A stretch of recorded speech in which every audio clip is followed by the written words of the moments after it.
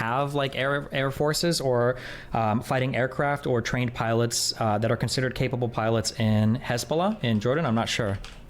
I don't know. Good question. Nope, I'm done. I'm done. I'm not listening to anymore. How can you make? Yeah, I think Hezbollah and the Houthis could invade, conquer Israel. I think, yeah, they could invade, conquer Israel. I think just the Houthis and Hamas, you know, maybe they could take Tel Aviv. Oh boy, oh boy, oh boy. So Destiny had a debate with this guy called the Midwestern Marxist. I don't know his actual name. I know he has a name, but I forget it. This is a guy who has constantly said that nobody likes to debate him because he knows the truth, and all these like warmongers on Ukraine and like yada yada yada. He's somebody who's very much like, I know how to debate. They're all weak. They don't know how to debate. He's not like infrared or like Jackson Hinkle levels of like socially disconnect. You can tell that he has some amount of social awareness, not completely socially unaware. But he very much leans into that. And I've offered multiple times to debate him on the topic of Ukraine after debating Vosh, after he said that nobody wants to debate him on the issue. And of course, he just laughed and said, haha, and avoided it. Because I honestly think he cannot hold his own in the conversation. From my watching of his debate with Vosh, I see him as somebody who vaguely skims an issue and skims it in the direction that he wants to view it in.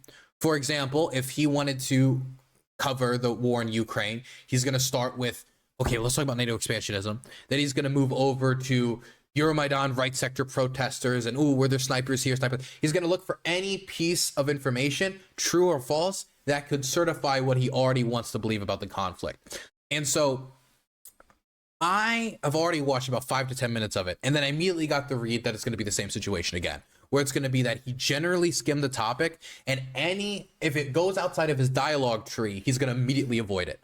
Because if you just skim a topic and you just pick up the topics that are already confirming what you believe, and then somebody drops something in the middle of that dialogue tree, fucking cuts it down and says, oh, well, you were talking about I'm just making something up, the 1997 bombing, but what about the 1996 bombing? Why is that never talked about? That happened literally a year before, and that's what provoked the 1997 bombing.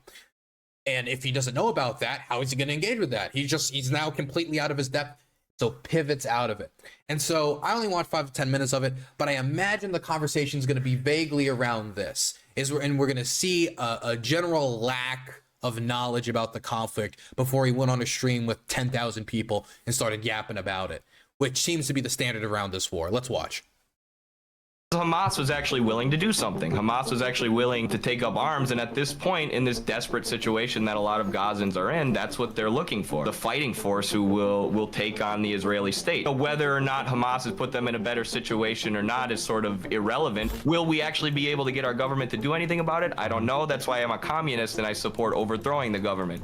Do you still stand by the statement that the Palestinian resistance fighters get you fired up and that they're a courageous and powerful group of people?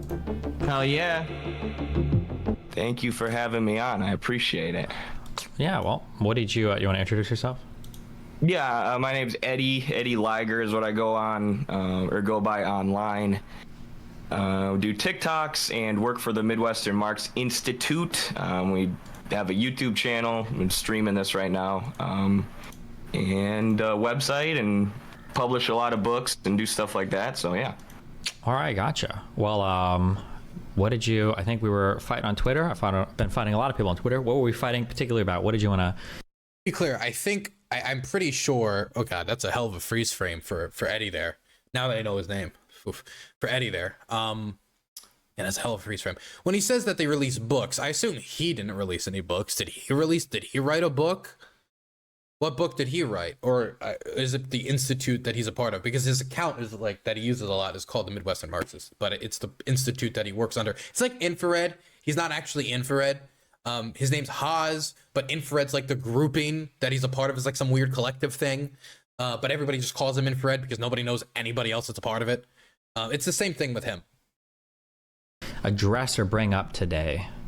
Yeah, well, I'm a little bit like the original point of contention was I just saw this quick little TikTok clip of you basically saying that Israel is not an expansionist project, or Israel's not expansionist. So that was what I tweeted about. But then since then, I've By the way, like, Israel expanded since the 1948 borders that it was given. Israel originally was being founded through settlements and through settlers. So I guess you can call that expansionism, or at least settlement. You can call that settler colonialism. Even though people will object to that, saying, you know, Jews have been connected to the land for thousands upon thousands of years. But I will say that buying up land from rich Ottoman landowners and then kicking the people off of it in order to move in Jewish families, you know, I don't think that you know, your family's descendants being there thousands of years ago necessarily justifies that. Putting that aside, okay, that's 1948. It's been a long time since then.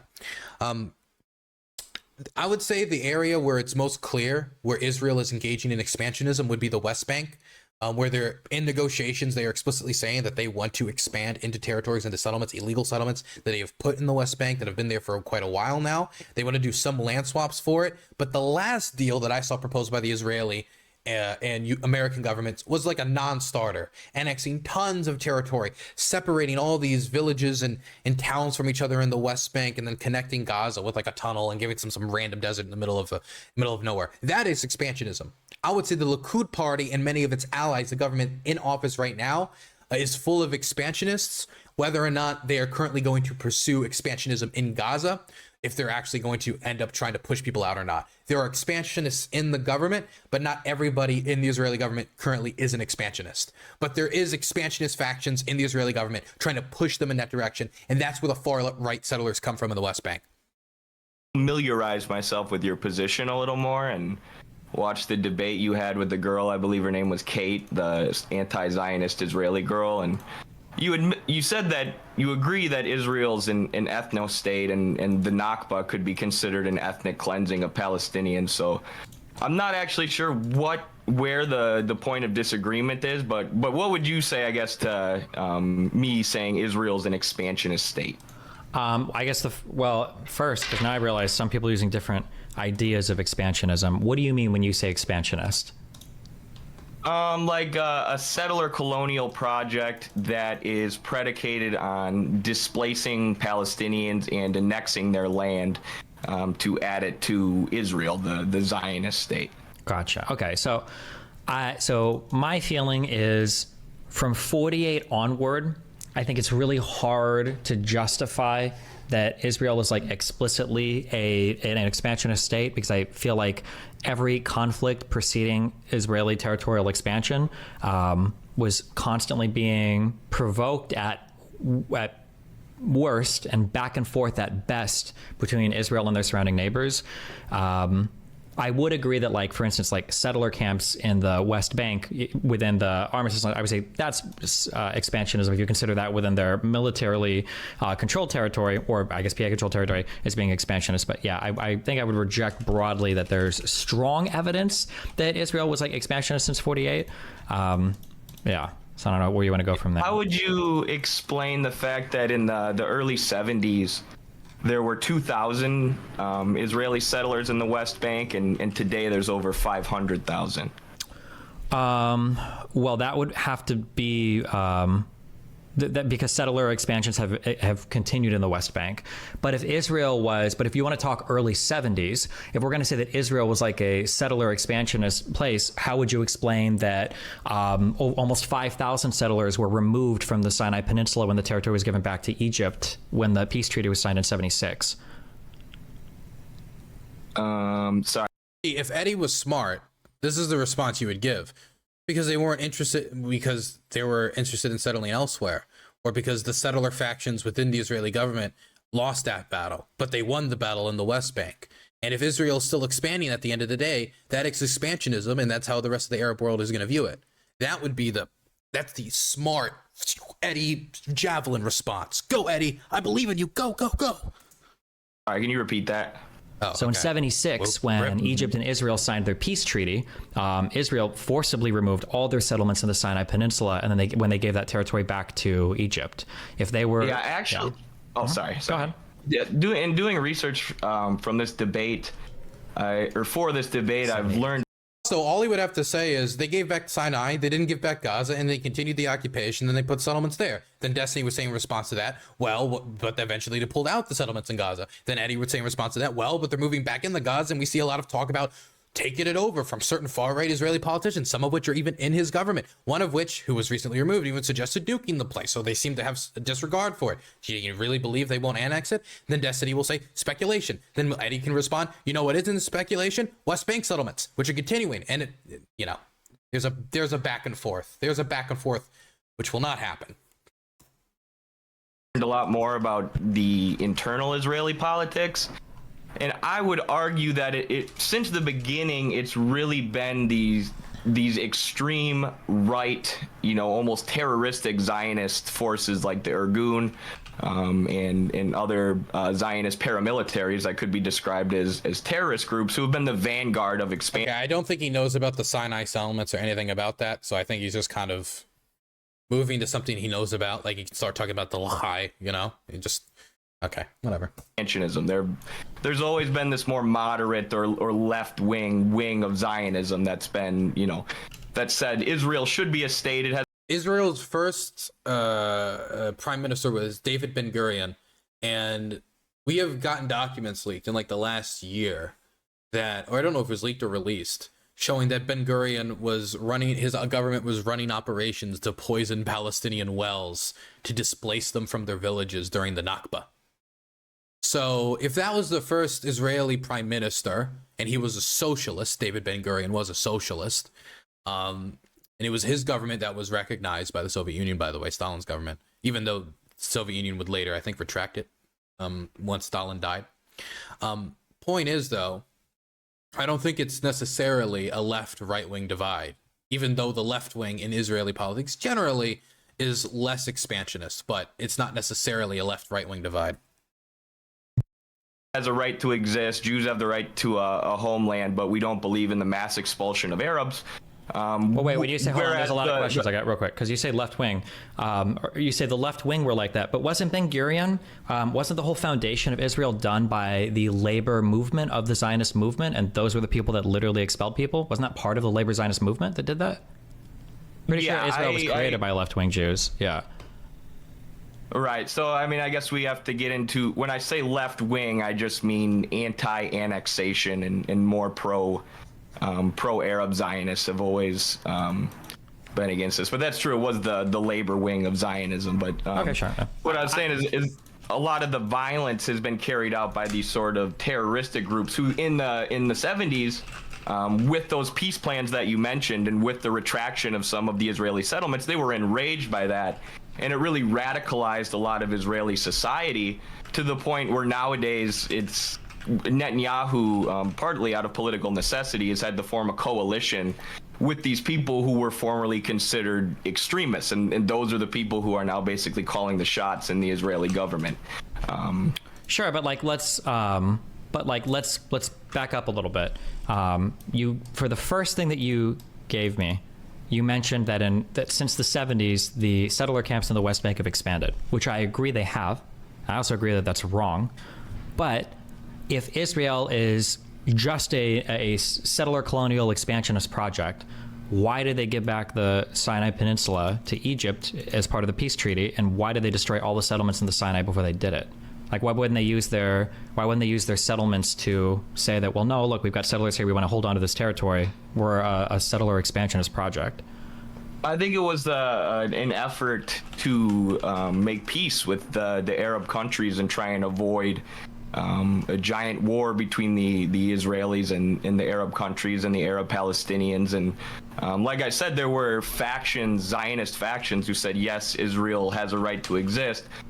But, we want to avoid a giant war here. We want to avoid the blatant expulsion of Palestinians and annexation of Palestinians. Well, sure, so at that time, I would say there was a more moderate government that's since been replaced by the far right, who was radicalized by those peace Sure, agreements. I understand what you're saying. Okay, so, but I feel like, so one, you just said that they were willing to trade the land for peace, which makes it sound like if you're willing to make peace with Israel, then there'll be peace and they'll move the settlers away, number one. And then number two, you mentioned them being like a little bit more peaceful back then. I don't know 100% that's true, but that peace treaty that happened between Israel and Egypt, the prime minister of Egypt at the time was, I don't know how to pronounce his first name, Menachem or whatever, Begin. That guy was literally the leader of the Irgun, who was like the more militaristic terrorist pre-48, 1/3 of like the early Israeli Defense Force, right? So it seems like even with that guy who I think you would agree, because you mentioned the Irgun as being like the terrorist group, even that guy who used to be the leader when he was prime minister, when Egypt wanted to make peace, he was like, oh, fuck it. We'll give back this land. We have a peace agreement. We'll destroy the settler camps and we bring them all back, and then boom. So I'm just curious in your mind, like, I do think we should mention that I don't think it was a completely independent decision. I'm pretty sure there was some pressure from the United States. I'd have to go back and check, though. I don't remember. Like, how do you reconcile? Because if you just say, well, it's because Egypt wanted I'm not saying he didn't make the decision. I'm just saying that I don't think it was just like Israel of its own accord, completely alone, made the decision. I believe it was also from pressure from the States. Peace, then couldn't I just use the argument like, oh, well, listen, if all the Arab countries wanted peace, then peace would be had? Yeah, I think they all wanted peace at the time. I think, like I said, there were factions in Israeli society that wanted peace.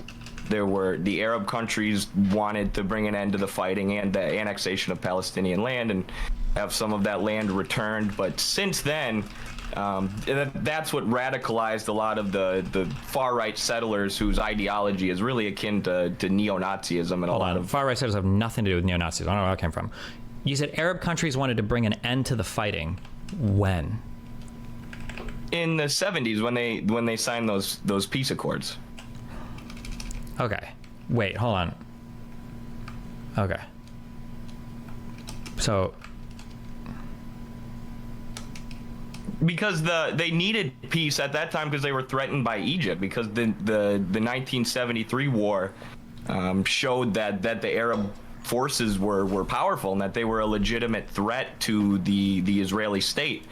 So they basically needed to sign a peace agreement with them or back off on the expansion and settler colonialism. Sure. If the Reminder, though, for those of you who don't know, the Israelis won that war, though. Just reminder.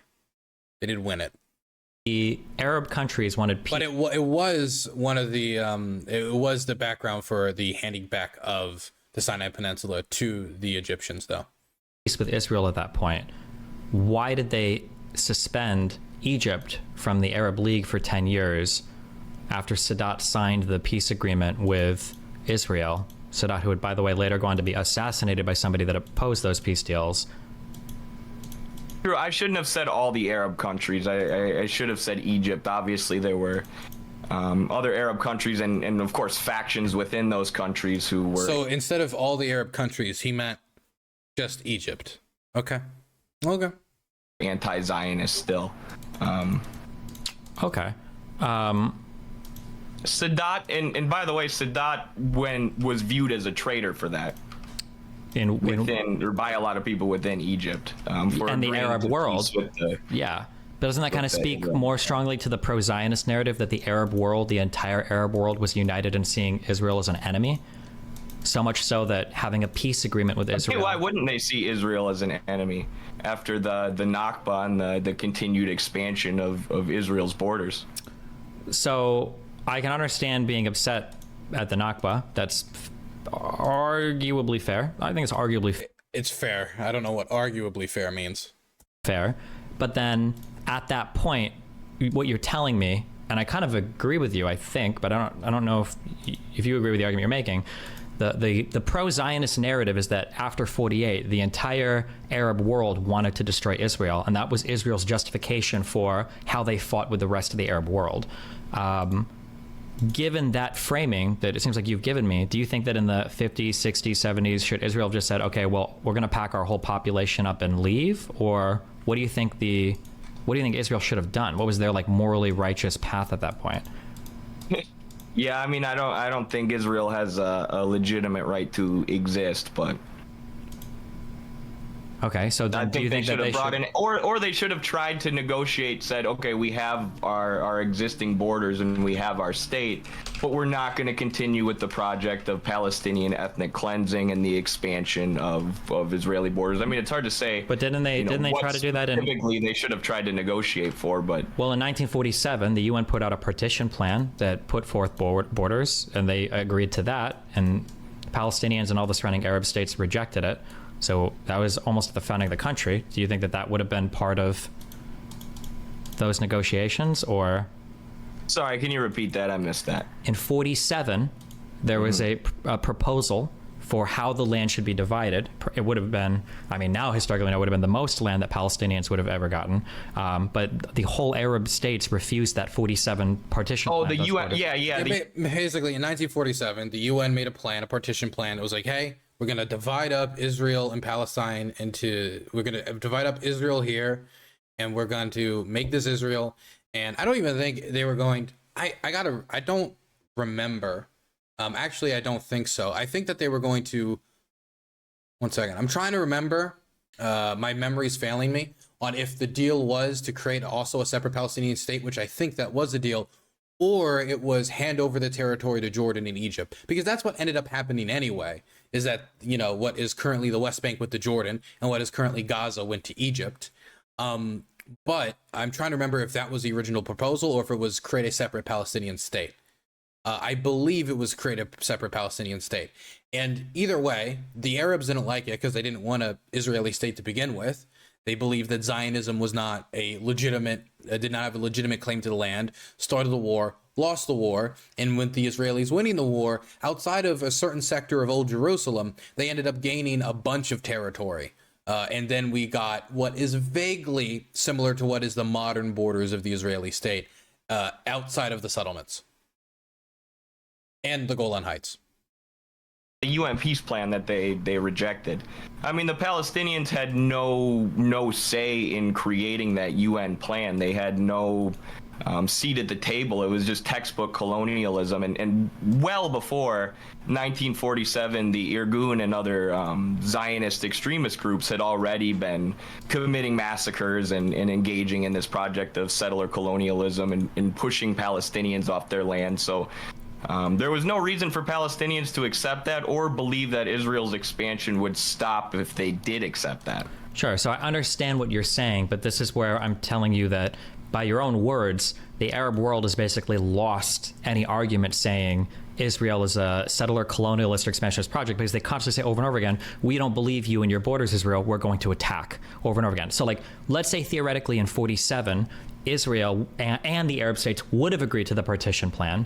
If after that, Israel would have continued to expand their borders, well now, okay, well you guys are literally just an invader who's trying to expel Arabs and conquer more and more territory, there would be a legitimate argument.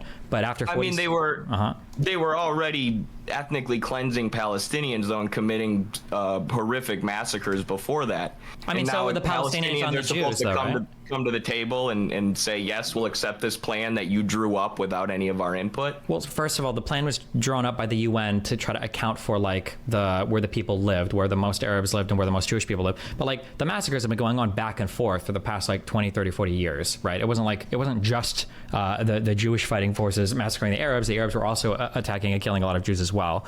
But I'm just saying, they were resisting as the vastly greater armed Israeli extremist groups were moving into Arab land. You know what this feels like? I mean, I think initially, right? If you want to create an Israeli state, I don't know if you're going to call the creation of Israeli state expansionism. I guess you could. I don't know. I think we're kind of cutting hairs there.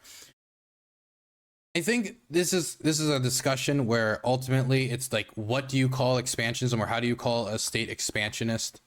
And for me, if you have expansionists influencing government policy and taking advantage of certain victories in war to, for example, expand your territories, as the Israeli did with the UN after they won the war in 1948, as they did when it came to the Golan Heights, as happened in the West Bank, and as they were trying in Gaza and Sinai, but then pulled back from that. I think that at a certain point, even if there's anti-expansionist powers and there's expansionist powers, Israel has had expansionist policies, and they have engaged in expansionism through military victories. Even if the original goal wasn't expansionism, if you take advantage of a strategic victory in order to expand your territory, did you not engage in expansionism? And pushing them off of their land.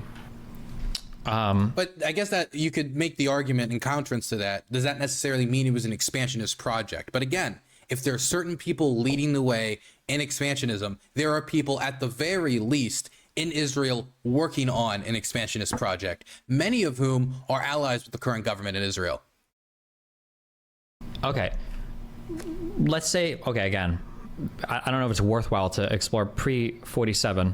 If you want to, we can, because there are big massacres there that happened from the Arab side onto the Jewish side. Again, there's a reason why the ear gun and everything existed. It wasn't just because they hated Arabs. But let's say I grant you all of that, okay? At 47, there's a ton of people there. What was, and they were like, okay, well, we're here now, we're settled here now. They're willing to form a nation where 45% of the population would be Palestinian Arabs, and they said that they would do that, but all the other surrounding Arab countries didn't want that, and then they all go to war with Israel. Like at that point, from 47 onwards, how do you call it a settler colonial project when it's just all the Arab countries attacking them over and over again?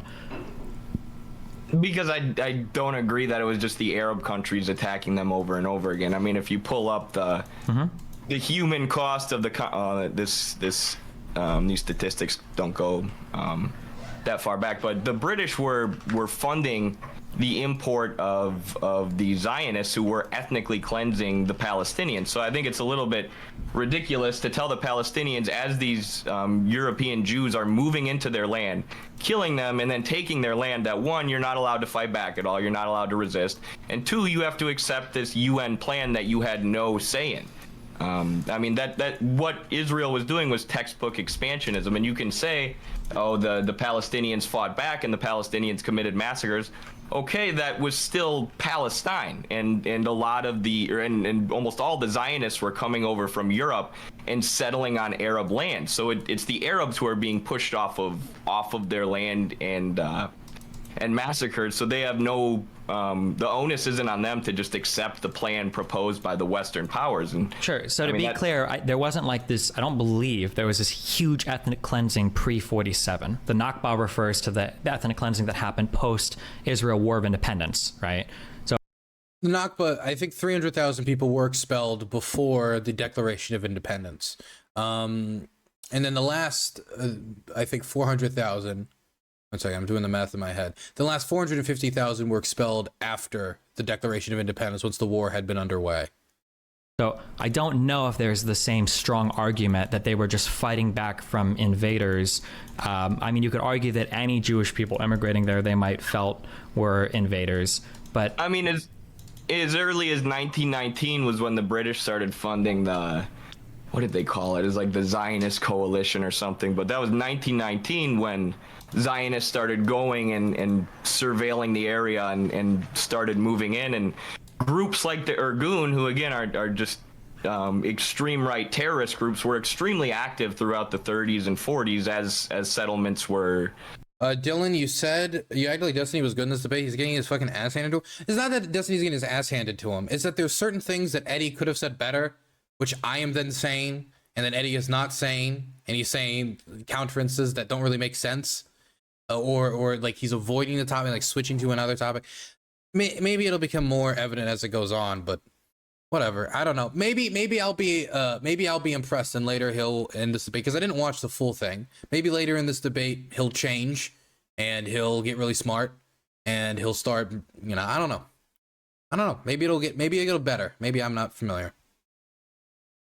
Were increasing, and Palestinians absolutely were being pushed off their land prior to 1948, which is why, I mean, there were so many settlers there already when they did actually draw up the borders and make Israel a thing.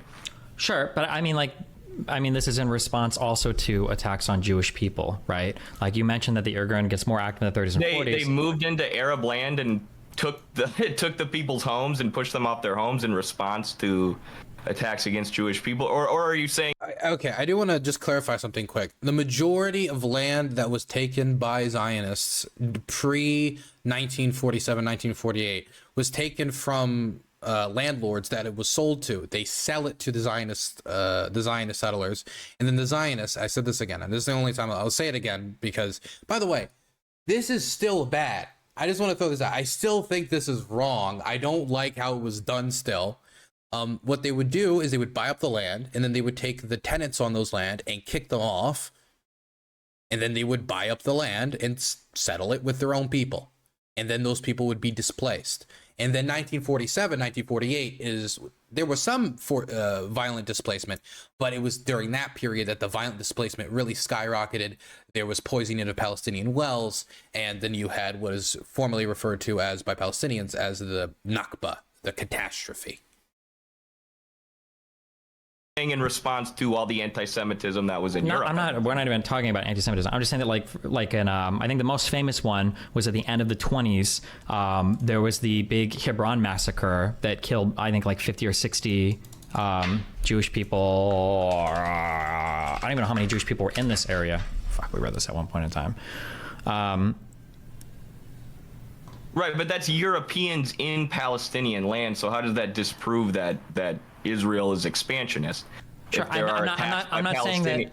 Listen, I think that if you want to make the strongest argument for Jewish invading of like the Middle East, I think that pre-47, I think there's an interesting discussion to be had there, where I would like slightly favor the Arab claims that you've got Europeans coming and settling part of our land. I think that there's an argument to be had there, okay? But we're not in 100 years ago, right? So.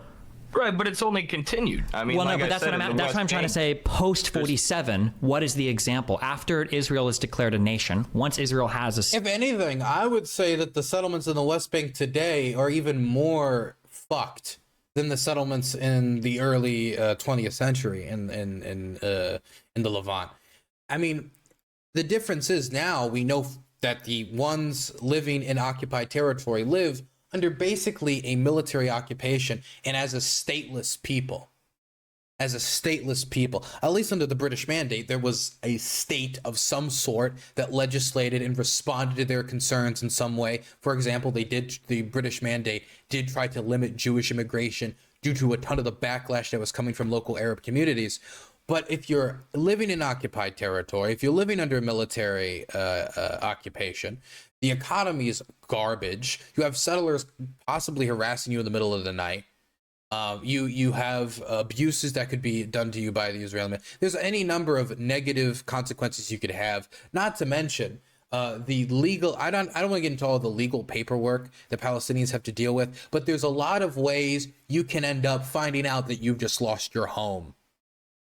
That is not, I would say, fantastic. Either just like leaving for too long and then coming back and finding that it's been taken over. I don't want to get into into the deep specifics right now, but I would say that these conditions are even worse than what was going on in 1947, pre-1947, when it comes to settlement, because these conditions are so much more coercive to not force people, but coerce people to leave through the just terrible standard of living, through the military occupation. I mean, buying land from an area that is currently under military occupation and currently doesn't have a state to even represent them. Yeah, no, that's pretty coercive. And I think that's wrong. And I would make an argument that's even worse than what was happening in the early 20th century in Levant. State. What are the examples, or how are we making the argument that they're a expansionist country after 47? The amount of land that they seized in the 1967 war, the increasing of 2,000 Israeli settlers in the West Bank to 500,000, which, I mean, is ongoing. There's a lot of people who call what is happening now an ongoing Nakba, because the settlements and the demolitions of homes, which is how Israel expands, that's why we call it a settler colonial project, have continued since 1948. And I mean, this has been the plan all along. This has been the ideology of Zionism all along. We move in here, we I understand whoever's living there. Yeah, I understand that. I understand the statement of like it's been the plan all along, but number one, I don't know how we account then for Israel giving so much land back in 78 and them destroying so many settlements in 78. And I don't know how we can blame Israel for the 67 taking of territory when it was all of the other Arab countries that were at war with them in these territories. I mean, I would argue that Israel started the 1967 war, and we can get into that later if you want, but what is the argument that they started the 1967 war? Because Israel's not just this, like I said earlier, Israel's not just this like godly being that can do whatever it wanted. There was a Palestinian refugee crisis at the time, and all of this resistance towards the Zionist project. So they basically had to roll it back a little bit, which then radicalized the far right. So the Zionist project could continue to expand later on. History is not just a straight line. The settler colonialism isn't just a straight line where Israel grows and Palestine shrinks. There have been ebbs and flows in times where Israel has had to put the brakes on or even roll back the settler colonial project a little bit. But I don't think that proves that they're not expansionist, because like I said, the settlements have not only continued since that time, but increased as the far right has gained a greater foothold in Israeli politics. Yeah, I understand we keep saying this, but I'm saying that aside from settlements in the West Bank, almost all the territorial expansion has come off the backs of Arab conflicts versus Israel that the Arab countries seemed very hungry for. You can't just take people's land and demolish people. Here's a question, and I don't want to get into all the specifics about the 1967 war, the moral culpability, like the morality of Fedayeen, like resistance and the Palestinian resistance occupation. I don't want to get into all of that. But here's a question I would have loved for Destiny to pose to Eddie. If he acknowledges that a blockade of Gaza is immoral and horrible and a violation of their sovereignty, what would they what would he say about the blocking of the not the Strait of Hormuz? I'm trying to remember the strait. Sorry, man. Israel fights a lot of wars.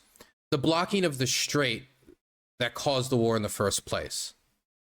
One second. Yeah, the Strait of Tiran. Okay, let me show you guys where the Strait of Tiran is. I don't want to get into all the history of the war. 1967 war. And there you go. Down here. There's the Strait of Tiran. You can see it under there. Egypt was like, we're going to block this shit. And then Israel launched a preemptive attack on, or Israel calls it preemptive attack on Egypt in order to regain control of the strait, because they considered that basically, they couldn't use the canal, right? And so if Israel can't use the canal, they can no longer use this. They considered that a violation of their sovereignty, and that's when they engaged in war. If a blockade of the Gaza Strip is a violation of their sovereignty, isn't Egypt blocking their usage of this port a violation of Israel's sovereignty? Would that not be a provocation at all? People's homes because they're resisting you, or the indigenous population there. Yeah, but I'm asking, like, Zionist settlers. So do you think that the Arabs since 48 have had a right to destroy Israel for the next 80 years? I think Palestinian Arabs do have a right to resist, because I would classify Israel as an ethno-state, which was founded with British support, and then in the 60s the U.S. took over with heavily funding Israel. I'd say as a Western expansionist project that was founded on top of the Palestinian homeland. So I would say Arab Palestinians have a right to resist, and it makes sense that Arab countries around in the same area, especially the ones like Syria and Lebanon, who have also had land seized by Israel, that they would resist that. What land did they have seized by Israel, and why though? Because Israel's an expansionist project, and the Zionist idea is to create this place called Greater Israel. So in the case of Syria, like the Golan Heights. Don't you think that if places like Syria and Lebanon would stop attacking Israel constantly for the past 80 years, that Israel would have a much harder time having lands like this or proving themselves in the international community? Don't you think there would be a lot more criticism against Israel if these places weren't constantly used as staging grounds for Fedayeen attacks, for terror attacks, for militias to train out of to attack Israel? No, I think Israel would stop expanding, because that's what the Palestinians did at first. The Palestinians welcomed the Israelis, which actually the Palestinian hospitality code allowed the... What the fuck is he? What? What the fuck is he? They welcomed the... I'm sorry, let me let him finish. Israelis to collect a lot of data on Palestinian villages, which were later used for the attacks that took place during the Nakba. So they tried. That is. And they tried. Wait. That is ahistorical. Palestinian Arabs absolutely did not welcome the Jewish people when they first started to get shipped in by Britain. I'm pretty sure there was violence almost from day one. I mean, it wasn't like when the British Mandate was declared or any of these things. Like if people are coming saying our plan is to create a state here for Jews, run and managed by Jews for Jews, and you're living in where they want that state to be, I think that's going to immediately create tension. Yeah. The in the 1930s and 1940s, they're the 1930s, literally 1929 is literally the Hebron massacre. From 36 to 39 are literally the Arab revolts because they're so upset and they want all these people kicked out. It got so bad that Britain was literally capping the amount of Jewish. 1 second. Somebody in the chat just said Arab-Jewish relations were way better in like 1920, I believe. Yeah, but he said Israeli, right? And I assume if you're saying Israeli, and we're talking about before Israel was a state, then we're talking about Zionists. And not all of the Jews in what is today Palestine, Israel, are Zionists. Many of them in the old city, for example, were not Zionists. But when we talked about like everything post-British Mandate, I think, you know, when the British came in here and said, yay, we're promising it to you, we're promising it to you, promise it to you, you're creating some tension there. Jewish people allowed to immigrate to the Middle East because there were so many protests and everything against it. Like, so the idea that Arab Palestinians were welcoming of like the European Jews, that's not true at all. Which is fine also. I don't expect them to be welcoming. I mean, like, they're literally Europeans coming to resettle their land. But again, it sounds like you do expect them to be welcoming, though, because you're saying, why don't they just stop fighting back? Hold on, timelines. Why don't they just accept everything that Israel's doing? I mean, wait, timelines. Bro, if Arabs are fighting back against Jewish people coming pre-48, that's your land. If you want to fight for it, fight to the death. I think that's totally fine. I'm not going to criticize Arabs for fighting pre-48. But once the country is declared in 48, and it seems like there's enough Jewish people there, well, at this point, what are you going to do? Now you're going to... Well, let's go to modern day then. I mean, look at what happened during the Great March of Return. That was a massive peaceful movement. But can I be for real? I don't really think Eddie... I don't know how much Eddie actually cares about, like, it's their land. Of course they're angry. Of course they're going to fight back. Because if he was really like that, then where the fuck was all that noise about Crimea? Where was all that noise about Donetsk and Luhansk, Zaporozhye, Kherson, the Russian march on Kiev, all of which he has either tried to justify or downplay in his debates and conversations with other people. So this isn't even like a consistent principle that he holds. I mean, like 50% of like the population of Donetsk like ran away after the Russians took over. Right? We're talking about occupied territory. I mean, it was a disaster for displacing so many people. Millions of people in Ukraine are displaced. And if that territory is not taken back, there's not a really good chance any of them are ever going to be able to return due to their ties to, you know, Ukrainian political activism. Maybe they want to participate in some sort of civil society, which does not exist in occupied territory. So I don't know how genuine he really is about this. Palestinian refugees tried to return to their home, and over 200 of them were picked off by Israeli snipers. Hold on. I'm sorry, could you explain that when you said tried to return to their home? What do you mean by that? Well, what they did was they just walked up to the Israel-Gaza border. Okay. And they formed these mass demonstrations, and over 200 of them were killed. But the idea was we are trapped in an open-air prison because 75% of people living in Gaza are people who have been pushed out of their villages, their rightful homeland. So they staged these demonstrations where they went near the Gaza-Israel border, which were entirely... Well, I shouldn't say entirely peaceful, because there were Molotov cocktails, there were rocks, there were a ton of incendiary fire balloons. Not just rocks. Hold on. Not just rocks. There was also incendiary balloons. There was also Molotov cocktails. It wasn't just rocks, but. And look at the amount of people who were murdered by the Israeli forces during those demonstrations compared to the amount of Israelis. I mean, the Israeli military just murdered a bunch of people. They just straight up murdered a bunch of protesters on the border. Now, not everybody on the border were protesters, but the vast majority of people they murdered were protesters. When I say not everybody was protesters, there were people trying to do attacks, but The vast majority of the people that they killed, they had no cause to kill them. Killed. I'm showing it on my screen right now, but Yeah, I mean, I would expect the IDF is a lot more armed and capable, sure. But I don't know why, like, the number. right. So what are the Palestinians supposed to do in terms of resistance then? The Palestinians, And of course, you're always gonna, even if you try and state something peaceful, you're always gonna have, you know, sections in your society who want to make it violent, especially if you're talking about people who have been colonized for 70 years now. Well, we're not talking about sections of your society. We're talking about Hamas as the ruling force, along with Islamic Jihad in the Gaza Strip. This isn't just a section, right? It's literally the ruling government for almost 20 years in this strip. Right, but Hamas was part of one of the organizations that helped organize those protests, and you know, we're calling for them to be peaceful. I mean, whether that's true or not. Israel's always going to say, "Oh, they threw rocks at us. We had to kill 200." Wait. You keep saying threw rocks. You do acknowledge the incendiary balloons and the Molotov cocktails, right? I don't know why you keep saying just. I don't know. I haven't read about that, but I did read that during the March of Return, the vast majority of protests were peaceful, but there were some incidences of violence. So I didn't look into what those were exactly. Okay, yeah, but when you say the vast majority were peaceful, how many people? Do you know how many people were? Why would this be your go-to example if you didn't do any research into it? Like, all he would have had to say is like, yeah, there were some incendiary balloons, but that doesn't justify murdering all those innocent people, all those people that were murdered and sniped with their legs shot out and they're crippled for life, all those children shot. It's a good point. It's a good point. All you have to do is slightly more research. Involved in these protests? Lots. Sure. That my understanding is I need to go check, but I think it was like over 10,000, right?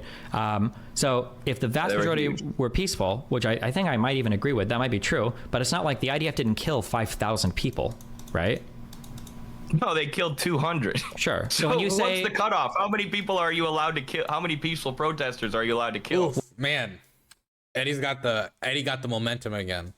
well, you tell me. Or If there were it's a bad Molotov thing. cocktails and there were incendiary balloons, if 10,000 people protested, I mean, like, what percentage of them were violent? What percentage of them do you expect to get shot? I don't know. You tell me. I don't know. The source that I read said they were largely peaceful with a few instances of violence, which of course were picked up by the Zionists and the Zionist media, who then said, you know, we had to kill 200 of them. They used that as justification for the crackdown on the protesters. Sure. So obviously, what I'm saying is they're going to embellish, you know, negative things that Hamas or the Palestinians did. Sure, I agree with that, and I'm pretty sure there's actually a UN report that I think looks at every single shot person, and I think the UN says that there was only one person that truly posed a security threat at the end of those shootings, so the other 230 whatever people were probably not justified. That's your Steelman version of arguing against the IDF there, but to say that it was a completely peaceful protest or they just walked up to the wall and did nothing is absolutely not true. That's not even remotely true of how that march went. Right, that's why I didn't say that. I said the vast majority of them were peaceful with Well, he just said they were throwing rocks, right? some cases of violence which were greatly embellished by the Israeli state. Okay, possibly. Yeah, we're not closer. You asked me what I think a solution would be on the Palestinian side. I can give you what I think a solution is, but first I'm curious, what do you think the solution is? It's hard. It's hard to find a solution at this point after 70 years of colonialism. I mean, if I was in Palestine, I would probably, if I was in their position, I imagine I would be taking up arms and fighting. So you support? Oh, he should ask which group. He should ask which group. I wonder which group he would join.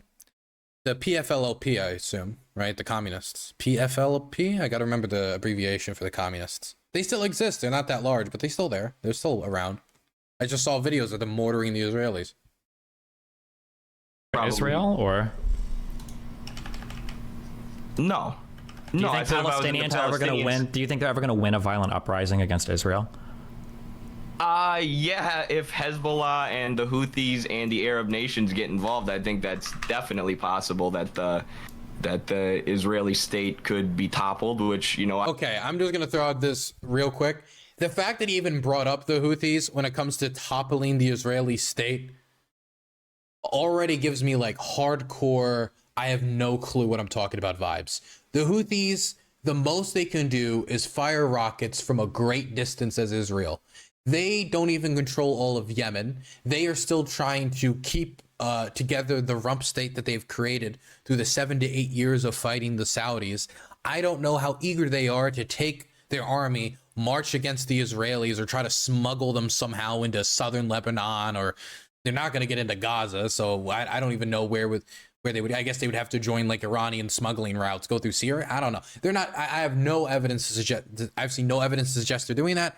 It's mostly just like long range rocket attacks, which the Israelis can usually see from like miles away.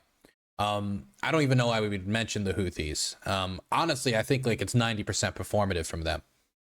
Honestly, a lot of the Hezbollah strikes seem performative as well. Definitely after Nasrallah's speech. I think avoiding a regional Arab war that could lead to nuclear war. I think we should avoid that at all costs. But I definitely think the Zionist entity is a paper tiger, so to speak. A paper tiger? Okay. I'm sorry.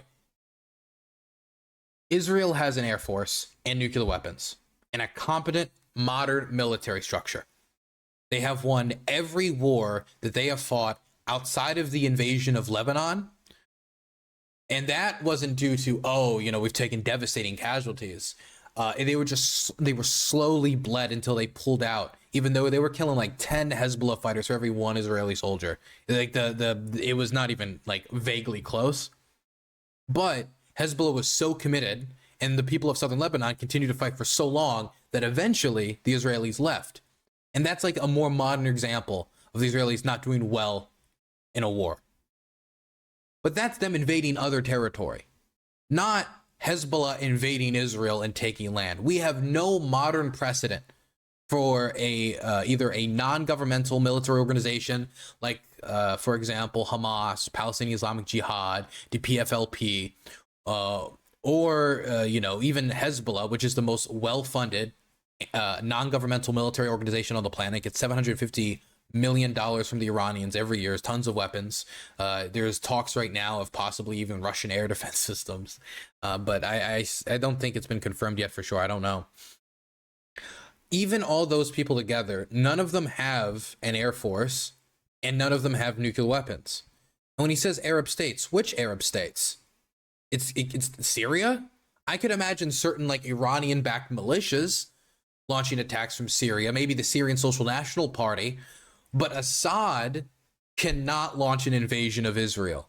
He's kind of busy fighting rebels in Idlib, and his country's still divided like a fucking jigsaw puzzle. Lebanon is not that eager to go to war with anyone due to its horrific economic crisis, which has inflated the currency to worthlessness. Their economy was operating like a Ponzi scheme at one point, and it collapsed in on itself. And its sectarian politics, which is built into the system, has made it so nothing is getting done to resolve it. Not even mentioning the results of the Beirut port explosion. The only reason we're even talking about an attack from Lebanon is because Hezbollah, at the end of the day, is a non-governmental military force. So if they make the decision to attack, they can do that separately of Lebanon. But again, they don't have an air force. Which Arab state? Is it going to be Saudi Arabia? Who? Which Arab state? It's not going to be Iraq. So which Arab state is going to assist Hamas in pushing Israel into the sea? This is delusional. And we're not even getting to the nuclear question, right? If they somehow defeat the Israeli Air Force and they somehow defeat the Israeli ground forces, even though Hamas has like 40,000 fighters and the Israeli military called up like 300,000 reservists, putting all that aside, they have a nuclear weapon. And do we really think Netanyahu would not be willing to use said nuclear weapon if it looked like Israel was actually going to be pushed into the sea? What's the fucking point of having it otherwise? And it's not like any of the Arab states that are challenging them have a nuclear weapon. The only one that's somewhat close to it would be Iran, and that's still years away. We have no evidence that they have nuclear weapons. So I don't know this conclusion. People that have won and survived in this region on the backs of their military conflict for 80 years, defeating a dozen Arab countries in every single major war. That's a paper tiger. Yeah, they've got this air of invincibility about them, but I mean, what happened in 2014 when Israel actually went into Gaza was They got beat back by Hamas. This is the thing, though. There's a difference between going to other territory where the people hate you and having to fight a counterinsurgency campaign, go into the tunnels, etc., which we're seeing happen right now in Gaza, or like somewhat like what the Israelis had to deal with in southern Lebanon when they were fighting Hezbollah and other groups when they invaded. That's very different than Hezbollah marching into Israel with zero air superiority whatsoever. I mean, we saw in Ukraine what happens when you invade with no air superiority. And at least the Russians had an air force and they could be competitive. Hezbollah, I mean, they could like drones, I guess. Who's going to lend them their air force to, number one, who's going to lend them their air force? Number two, who could lend them their air force that could actually beat the Israeli air force? And they took like 40 casualties. And I can imagine somebody drawing up a scenario where the Israelis don't win an occupation of Gaza. I can imagine that scenario. I've talked about the scenario before on the channel. The scenario he's laying out, I mean, I have no clue what, I mean, Israel cannot be pushed into the sea. Because of the constant missile strikes that they've been launching into Lebanon, nothing has helped Hezbollah recruit more than that. I mean, if your friends and family are getting killed by Israeli missiles, it makes sense that would motivate you to go join an anti-Israeli militia like Hezbollah. So they've been recruiting and gaining numbers and gaining power. And now, of course, Nasrallah said that he doesn't want to incite a regional war. So Hezbollah is not opening a second front against Israel right now. But if they did, along with Yemen, Syria, potentially Iran, I do think that they could. Okay, wait. Let's hear it. What was his coalition? With Yemen, Syria, potentially Iran. Yemen, Syria, potentially Iran. Again, Yemen, he doesn't mean Yemen. He means the Houthis, which is a rebel group in Yemen that controls, like, I think 1/3 or maybe at most like a half. I think like 1/3 of the territory, right? They've been able to hold back the Saudis, the Saudi-backed coalition, but that's very different than launching an invasion of a country you don't even border, right? That's very, very different. Definitely when, again, you don't have an air force and you're fighting an air force. Syria is still in a state of civil war. Assad's still bombing rebel-held territory, still butchering civilians. So I think he's busy murdering his own people. Iran, so Iran's going to launch an invasion, I assume through Lebanon. Is the aging Iranian Air Force going to combat the Israeli Air Force? So it's a coalition of Hezbollah. Like if we kick out the dumb shit that he suggested, which is the Houthis and the Syrians, right? Syria could be used as a launching pad, nothing else, right? For Iranian-backed militias. So we're talking really about Iran, Lebanon, and we're talking about Lebanon specifically, Hezbollah, and we're talking about Hamas. Maybe throw in like Palestinian Islamic Jihad if you're being like friendly. Hamas, max, we're talking like 40,000 fighters, right? If we take Hezbollah's own, let's take Hezbollah's own numbers, 100,000, right? That's their own numbers. 100,000. So that's 140,000 people, right?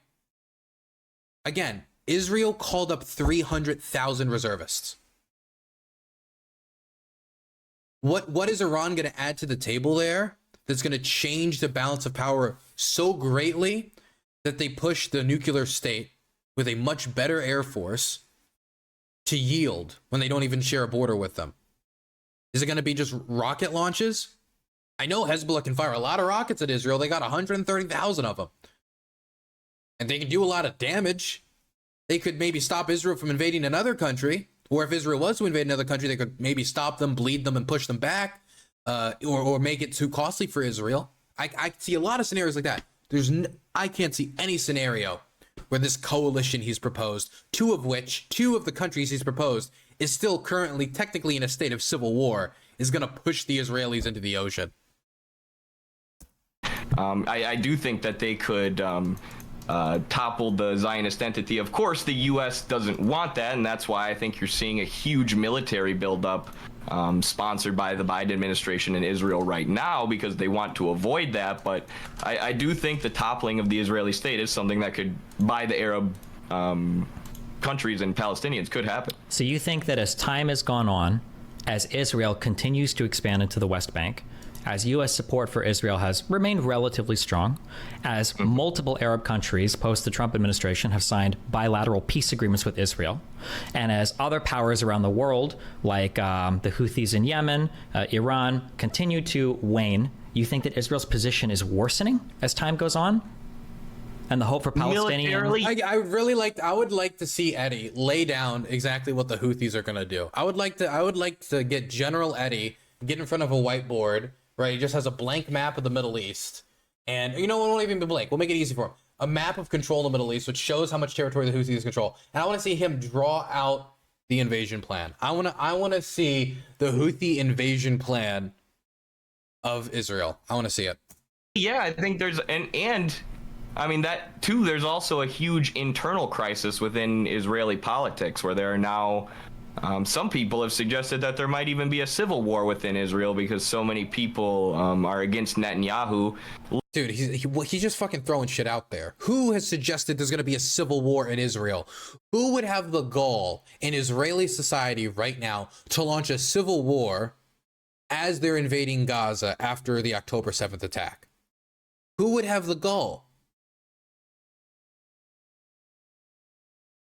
I don't know, man. I can understand if you look at like the military approval rating, compare it to Netanyahu's approval rating, some like cheeky colonels getting some ideas. But even if that scenario was to play out, which is unbelievably unlikely, I don't see how Israelis are going to think, wow, right now as we're invading Gaza, let's all fight each other. It doesn't make any sense. Why would they make that? I mean, who's saying that they're at the brink of civil war? Less so for his expansionism and more so for his corruption and the fact that he's now created a coalition with all these far-right groups. But I do think globally public opinion is really turning against Israel, and I do think that the Arab militias who pose the greatest threat to Israel in the region have been strengthening. Yeah, and you think post October 7th, you don't think that united, you don't think Israelis feel a stronger justification than ever for keeping the walls around Gaza? You don't think October 7th united the Israeli people in thinking that people from Palestine explicitly endorse terrorism?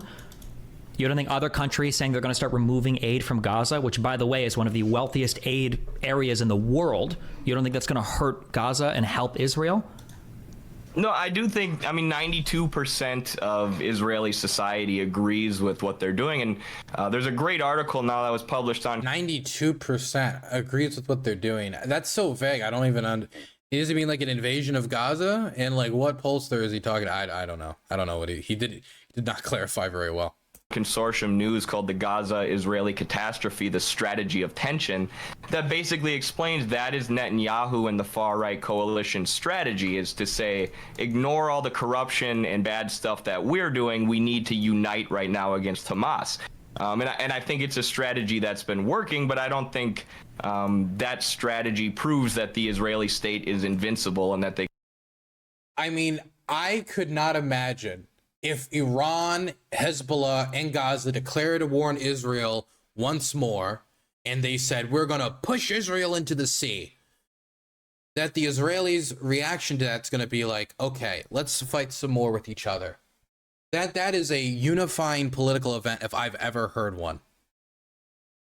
They could win a war against all the Arab militias and countries in the region. Do you know what the fighting force is from like Hezbollah in Lebanon? You really think that Hezbollah, if they did a full-on invasion into Israel, you think they would win that conflict? I don't know. I think they could if they waged a guerrilla warfare with the aid of Hamas and with the aid of obviously Iran would get involved. What the fuck does that even mean? What do you mean wage a guerrilla? It's not your territory to wage a guerrilla warfare from. It'd be easier for the Israelis to wage a guerrilla warfare from Israel than fucking Hezbollah to wage a guerrilla. If they're invading, how do you what is he even talking about? What does that even fucking mean? It'd be like, okay, the Vietnamese are going to wage a guerrilla war in Los Angeles. You've got to have support in Los Angeles to do that.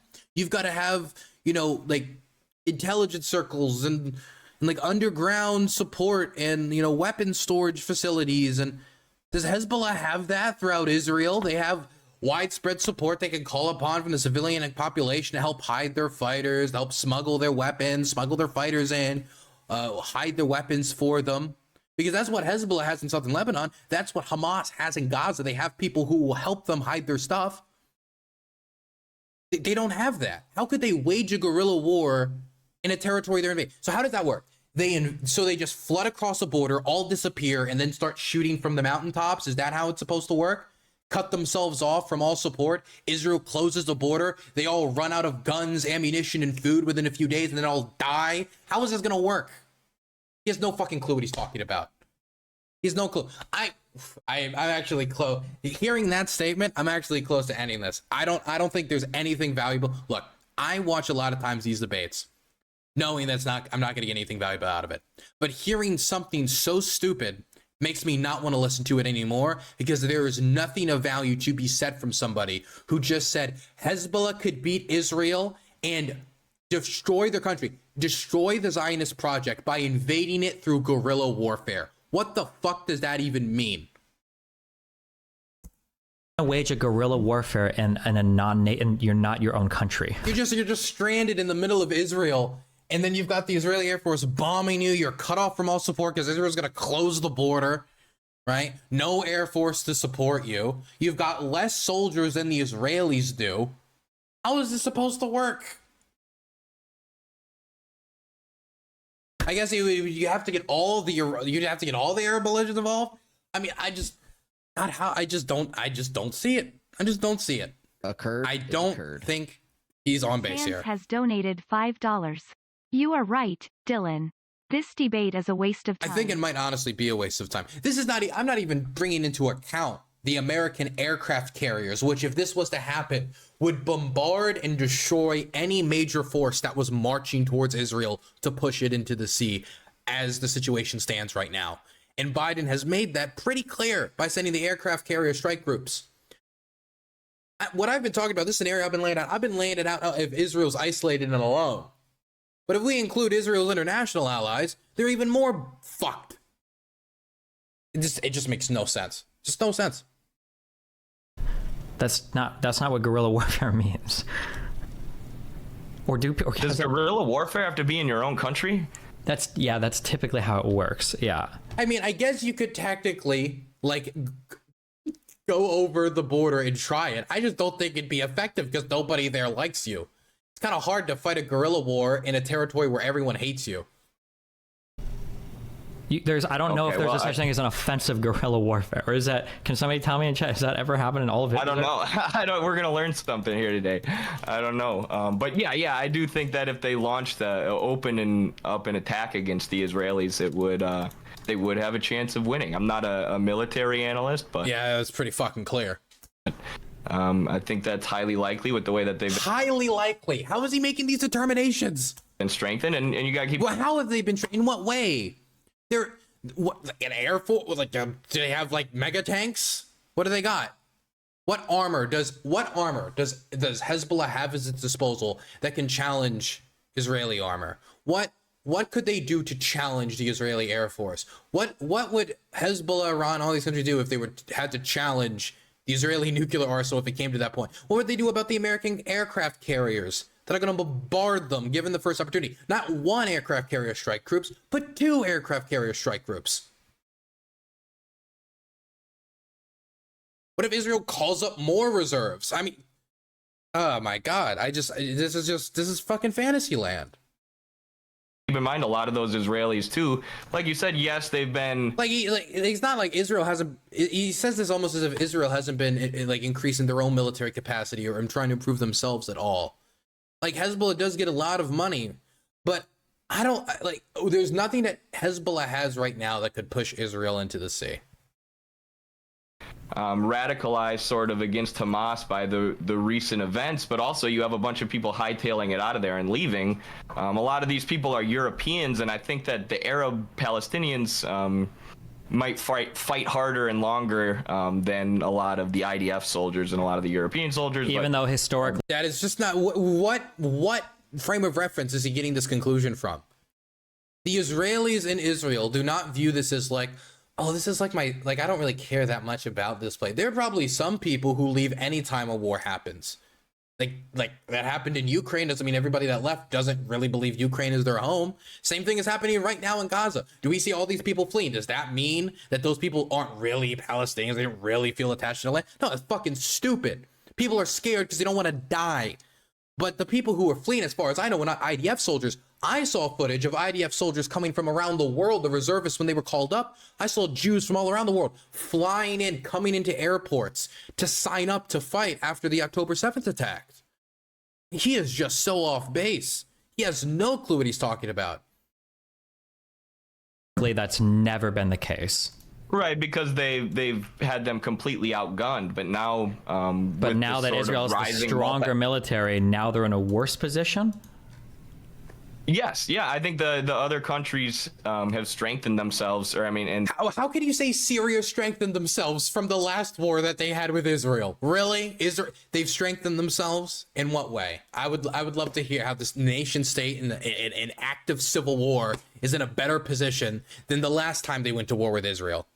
I mean, Israel immediately bombed Syrian airports when this whole stuff started going off, and they realized that Hezbollah could get involved. One of the first things they did was bomb Syria's airports with no opposition from the Russians. In fact, they didn't even tell the Russians about a lot of these strikes, which they used to do when they were striking in Syria, which they've been doing for years, bombing the Iranian-backed militias in Syria. And now they're striking their airports, Syria's airports, the Assad regime's airports. They are actively crippling the army, which is already in a state of civil war, which he says is in a more powerful state than ever to push the Israelis into the sea. It's come on. These other militias to the point where they can contend with Israel, and I think Israel's sort of status and the way that people view them as this sort of invincible entity that can never be defeated because of all their military victories in the past, like you said. I think that's sort of a myth that they are actually invincible. Like, what do you think? So, like, say the Houthis and the Hezbollah. And dude, every single time he mentions the Houthis, it just doubles down the fact he has no fucking clue what he's talking about. What are the Houthis gonna do? What are the Houthis? They're in Yemen. What are they gonna? They're gonna fucking walk across the Saudi desert. What are they gonna do? Hamas launch well, I guess we won't call it guerrilla war, but they wait the Houthis and Hamas, so we're talking about a combined force of what, 70,000 people? The Israelis called up 300,000 reservists, and that's just the reservists they called up. That's not even talking about the standard military. How whatever. Launch a ground invasion against Israel. They'd all die. That's what would happen. They would all die. They'd all die. Then all their wives would cry. All their children would be sad. And then somebody else would raise their sons and daughters. That's what would happen if Hamas worked with the Houthis to try to do an actual ground invasion to push Israel into the sea. That's exactly what would happen. And I say guerrilla war like urban warfare, like they're fighting in the streets. You think that Israel would just be able to squash So that? They're just going to go in and try to take Tel Aviv? They're just going to march on Tel Aviv and take it with 70,000 people, no armored vehicles, no air force. They're just going to march into Tel Aviv.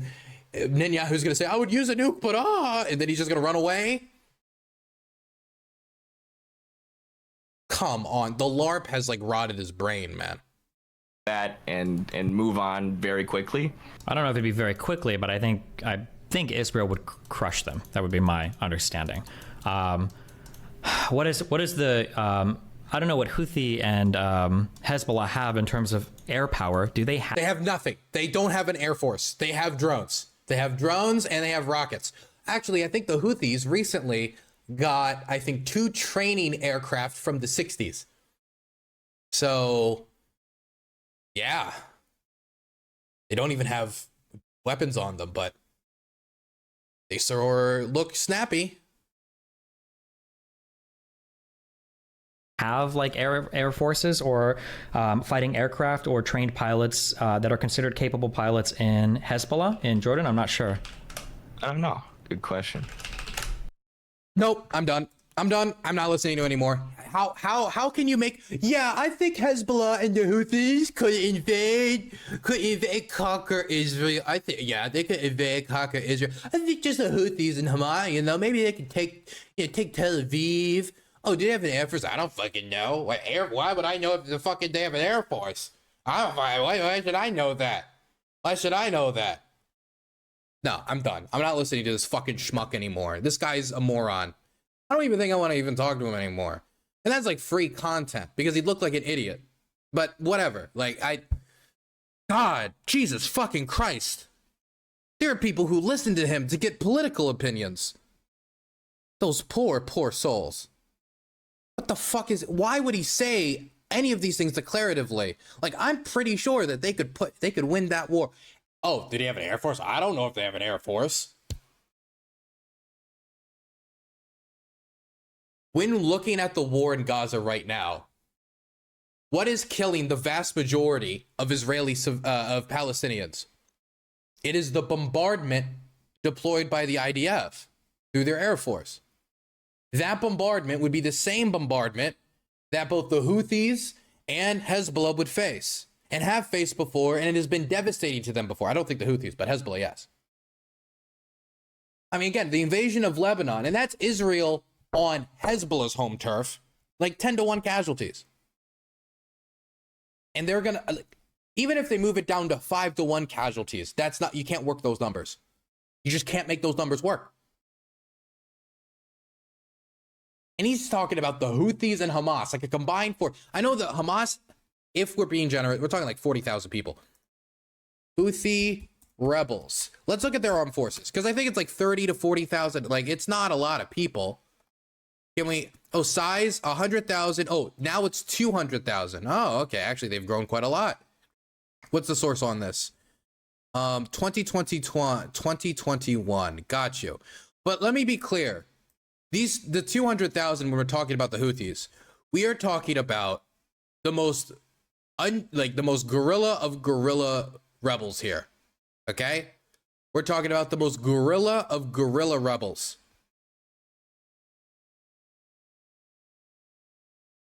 These are not people who have the same level of training as an IDF soldiers do. These are not people supported by an Air Force.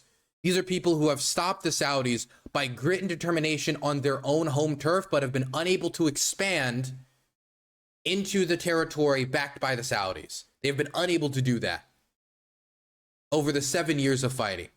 But somehow, this force is going to launch an invasion of Israel across multiple borders, because they don't, share a border with Israel, when they can't even take over all of Yemen. And they're going to work with Hamas when the only invasion Hamas ever did into Israel lasted like a week, and almost all of their fighters, or the majority of their fighters, died. And they spent most of the time just shooting civilians. They're somehow going to be able to work together and finagle, MacGyver their ways into conquering the country. No, I don't believe it. I don't want to listen to this anymore. I'm done. I'm not honoring this with my attention anymore. That's too stupid to honor with my attention.